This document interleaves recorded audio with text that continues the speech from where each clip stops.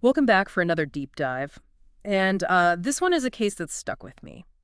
Today we're going to be looking into the disappearance of Brianna Maitland, an 18-year-old who vanished from Vermont back in 2004. It's a case that's really captivated a lot of people over the years. Yeah, and for this deep dive, we're going to be looking at a number of different sources that focus on the details of her disappearance and also the ongoing investigation.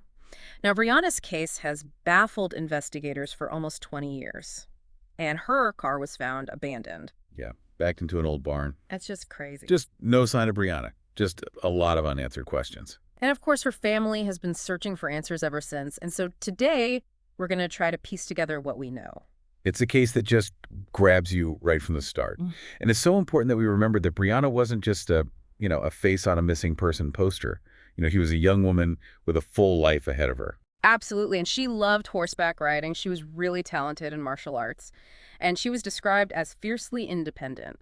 But she was also dealing with some challenges, like working two jobs to support herself and studying for her GED tests. That's what makes this case so perplexing. This wasn't a runaway. Brianna had responsibilities. She had goals and people she cared about. And it seems like something just happened that ripped her away from all of that. And that's what's so hard to understand. Right. So let's go back to March 19th, 2004, the day Brianna disappeared. And it seems like it started as a pretty ordinary day. She went shopping with her mom. They spent the afternoon together. It's these everyday details that just become so poignant when you know what's coming. Yeah. I was reading about something that happened during that shopping trip that really struck me. Brianna saw someone while they were out, and she had this really unsettling reaction. But she wouldn't tell her mom who it was or what had upset her so much, and it just adds another layer to this whole mystery. It really does. It makes you wonder, doesn't it? Was that encounter significant, or was it just a coincidence? We might never know. Right. So later that evening, Brianna left a friend's house to go to work her shift at the Black Lantern Inn. It's a restaurant in Montgomery, Vermont. And she clocked out around 11:20 p.m. and told her coworkers that she was heading home to get ready for another shift early the next morning. And that's the last confirmed sighting of her. But here's where things get really interesting. It's not what happened next, but what didn't happen. That has fueled so much speculation over the years. You're talking about the discovery of her car at the Dutchburn house. I remember reading about the paychecks that were found on the seat. It's such a strange detail. Absolutely. So imagine this. Okay. The next day, a state trooper comes across Brianna's 1985 Oldsmobile, but it's not just parked. It's backed into an old barn, leaving the sizable hole in the side of the building. Headlights are on. And inside, there are two of Brianna's paychecks on the front seat. I'm getting chills just picturing that scene. It does seem like she was in a hurry to leave. But then why were some things left behind? Like loose change, a water bottle, even her driver's license was there. But her purse was gone. It's a puzzle, isn't it? Was this a staged scene, or was it a genuine sign of panic? You see in crime scene analysis how a car is left can sometimes give us clues. For example, a car that's hastily abandoned after a crime is less likely to be carefully parked. So the way that Brianna's car was left could suggest a rushed escape. It's possible. Now, another thing that makes this case even more baffling is that the police initially thought this was just a drunk driving incident. I was surprised to learn that a search wasn't immediately initiated. It seems like such a crucial detail was missed early on. It absolutely was. A delayed start can really hinder an investigation because those initial hours and days are critical. That's when evidence is freshest, witnesses' memories are clearest, and the trail is hottest. And sadly, in Brianna's case, that precious time was lost. It wasn't until Brianna's parents reported her missing 3 days after she was last seen that the Vermont State Police really started to investigate. Right, but by then, as you said, the trail had gone cold. They launched extensive searches. Oh yeah, they used everything, helicopters, canine units, you name it. And I imagine they interviewed anyone who might have seen the car at the barn that night. Absolutely. But no one had actually seen Brianna herself. And I'm guessing the forensic analysis of the car and the barn didn't give them any definitive answers either. Nope, nothing that pointed them in the right direction. So we have this incredibly strange scene with the car, a delayed investigation, and no clear leads. It's no wonder this case has generated so many theories over the years. So let's talk about some of those theories. Okay, well, let's start with the abduction theory. Okay, so a lot of people believe Brianna was taken against her will. Right. Given the condition of the car, the late hour, and the fact that her purse was missing, it's a plausible scenario. So some people believe she might have encountered someone with bad intentions or was forced into another vehicle. Exactly. But there were no witnesses, no ransom demands. Right. And there's been no sign of Brianna since that night. So without more evidence, it's hard to substantiate the abduction theory. It is. Okay, so what about the theory that drugs might have played a role in Brianna's disappearance? That's a theory that comes up often in missing person cases. Especially when we know the person had some connection to individuals involved in drug activity. Yeah, and we know Brianna was acquainted with some people who were involved in the local drug scene. Right. So it's certainly a possibility. So is it possible she got caught up in something dangerous without realizing it? It's possible. But again, we need to be careful not to jump to conclusions. So was she involved in a deal that went wrong? Did she see something she shouldn't have? We just don't know. Exactly. And there's no concrete proof that drugs were a factor in her disappearance. It's just one possibility among many. Right. Another theory that has been circulating is that someone Brianna knew might have been involved. Yeah, that's right. And I read that there was a physical altercation between Brianna and a former friend just weeks before she disappeared. That's right. It was a very public fight, and it certainly raised some eyebrows. But while conflicts are a part of life, do they always lead to something like this? That's the question, isn't it? I mean, we need to consider the motive. Exactly. Would this person have had a reason to harm Brianna? These are all questions investigators have been grappling with. For almost 20 years. And then there's the theory that Brianna might have chosen to disappear on her own. That's always a possibility.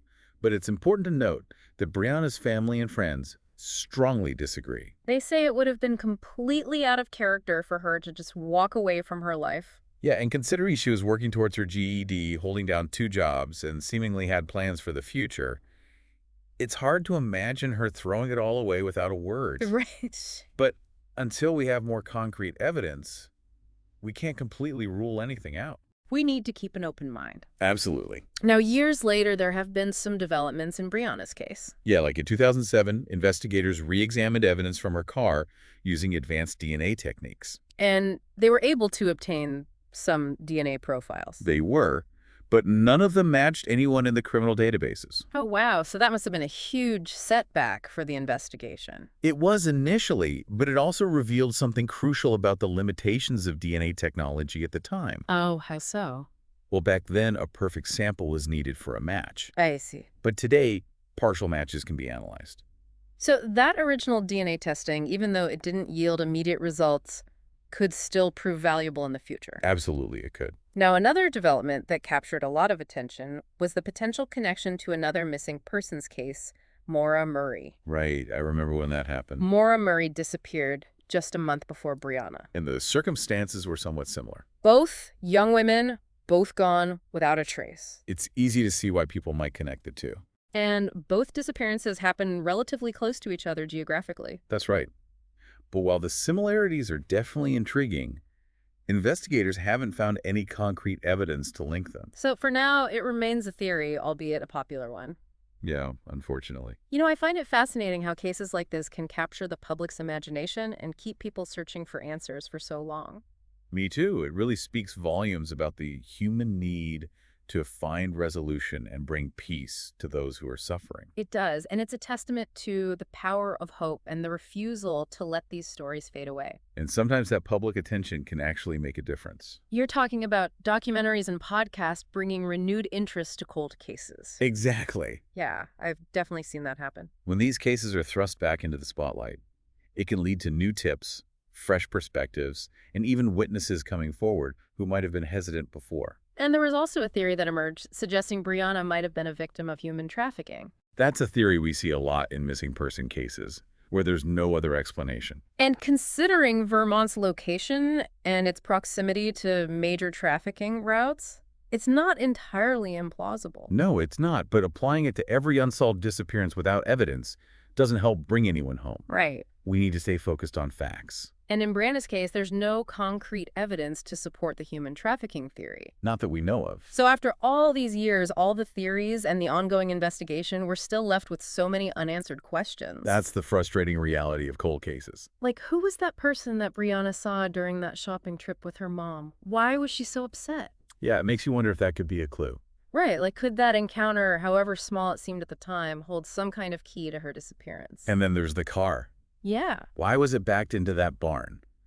Was it a deliberate act to try and throw off investigators? Or was it just a desperate attempt to get away from something or someone? It's a question that I'm sure haunts investigators. Yeah, I bet. I also can't help but think about those crucial early hours of the investigation. What if things had been handled differently?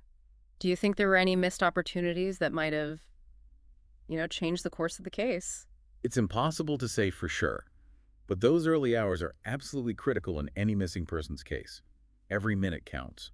It's just heartbreaking to think about what Brianna's family has gone through all these years of not knowing what happened to their daughter. It really is. Their strength and determination to keep her story alive is incredible. They've never given up hope, and they continue to advocate for her even after all this time. It's a testament to the enduring power of love and family. It really is. It makes you think, what if it were your sister or your friend or your child who just vanished one day? It's a stark reminder that these cases aren't just, abstract mysteries.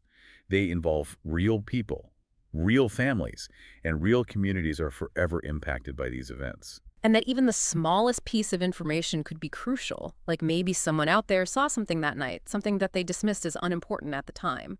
But it could actually be the key to solving this case. If there's one thing I want listeners to take away from this deep dive today, it's this. If you have any information about Brianna Maitland's disappearance, no matter how small or insignificant it may seem, please report it to the authorities. Brianna's case might be unsolved, but it's not forgotten. Her family, law enforcement, and everyone who's been touched by her story continue to search for answers. And maybe, just maybe, someone listening right now holds the key to unlocking the truth. It's a case that stays with you.